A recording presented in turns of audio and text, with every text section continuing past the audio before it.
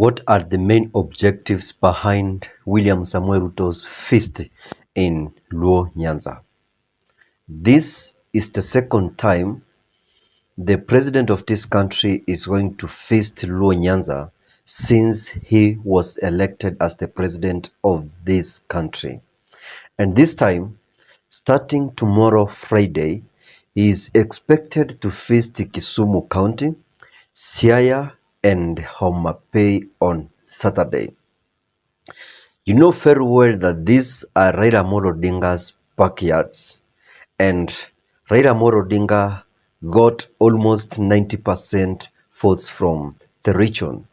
And this time, the president is feasting this region twice in less than 3 months, because for the past 3 months he feasted the region, and this is the second time he's going to feast the region. The president will not be going alone. We know very well that Eliud Owalo is the person who has a huge share in Kenya Kwanza, since from Luo Nyanza region he has a powerful position in the government. That's why in those counties you can see billboards with an image or photo of Eliud Owalo and the president welcoming the president to the region. In Kisumu, the president is likely to be welcomed by the governor of Kisumu, Anyang'o. When we go to Siaya, Eliud Owalo will lead him, but they will meet James Orengo as the governor. And in Homa Bay, Gladys Wanga will welcome the president in the region. Also, information early yesterday, former Nairobi Governor Evans Kidero tried to interrupt Gladys Wanga's meeting.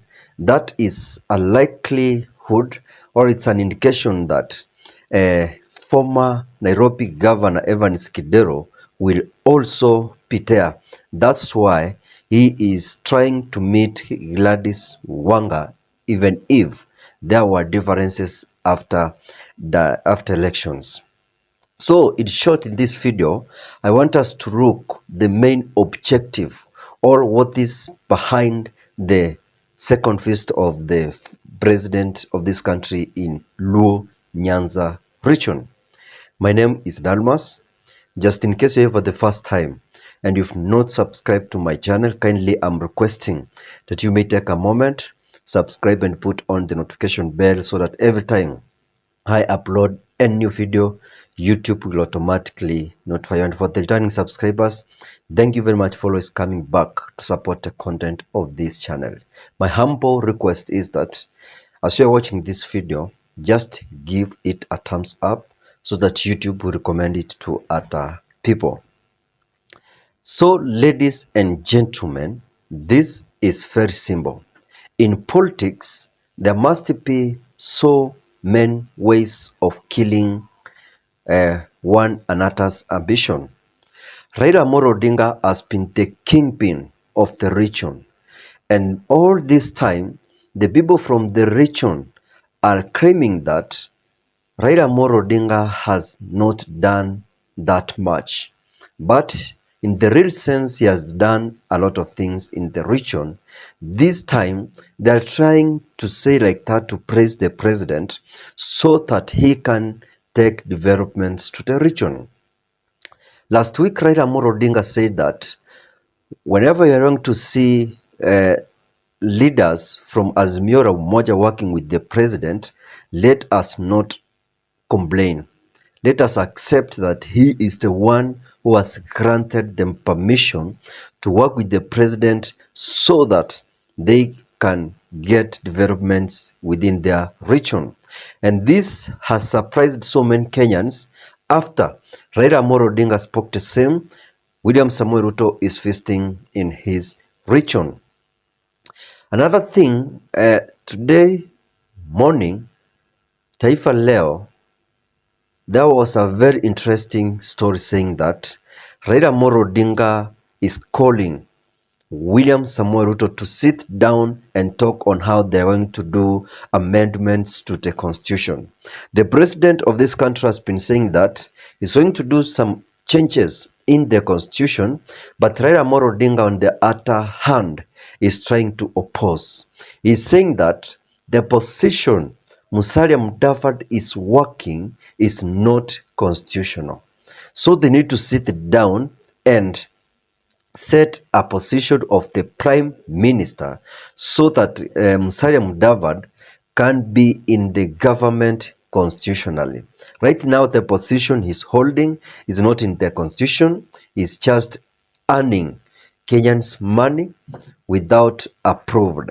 So, ladies and gentlemen, now when we look at this feast, the president is trying to invade Raila Amolo Odinga's strongholds.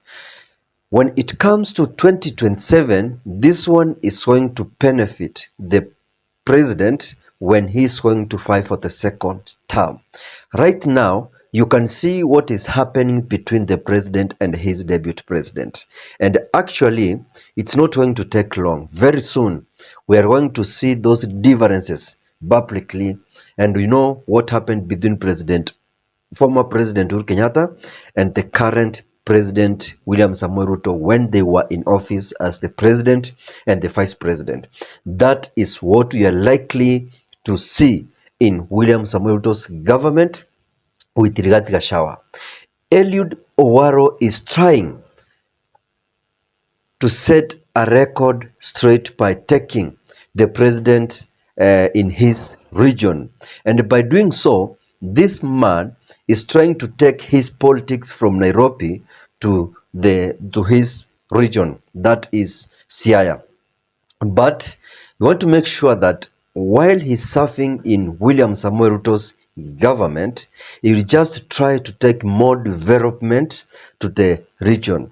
And when people are going to compare him with Raila Amolo Odinga, he will be given a chance to rule in the region after James Orengo.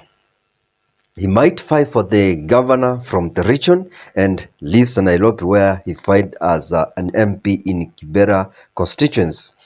See, there are so many things happening in Raila Amolo Odinga's strongholds. Like now, when we go to Western region, the president also is doing a lot of feasts to make sure that when it comes to 2027, he cuts and takes Raila Amolo Odinga's votes. He will try to harvest a lot of votes compared to what he got 2022. And when we go to Kisumu, then Raila Amolo Odinga also will lose some votes because of those people who are close to William Samoei Ruto, who are working for him and who are taking him to the region like Eliud Owaro, Evans Kidelo, and other leaders involved. You saw also in Kibera, William Samoei Ruto was there. He was in Mombasa and regions that have been seen supporting Raila Amolo Odinga. So politically, I mean like this.